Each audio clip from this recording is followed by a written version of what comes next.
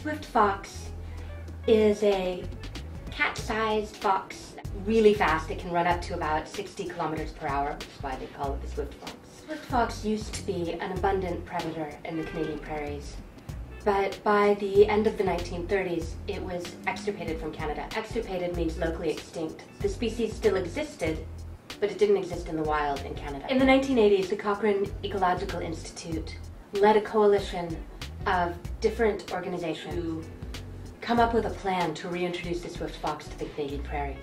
They worked with organizations like the Nature Conservancy of Canada in order to identify the best habitat for the species where they'd have the most opportunity to thrive. Calgary Zoo set up night cameras to document sites that seemed like the most likely spots for them to frequent. And we actually were able to capture images on Old Man on his back of the swift fox, which is amazing.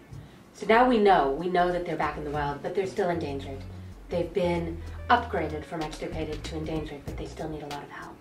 We also used this story in collaboration with Care2 to engage this passionate online community. By finding this new audience, we connected to a new part of our larger community.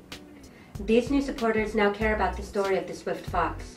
So not only is the fox back, but it has a following. And the collaboration required the passionate effort of so many community members from the educational sector, the zoos, the conservation organizations, many different levels of government, online communities like Care2.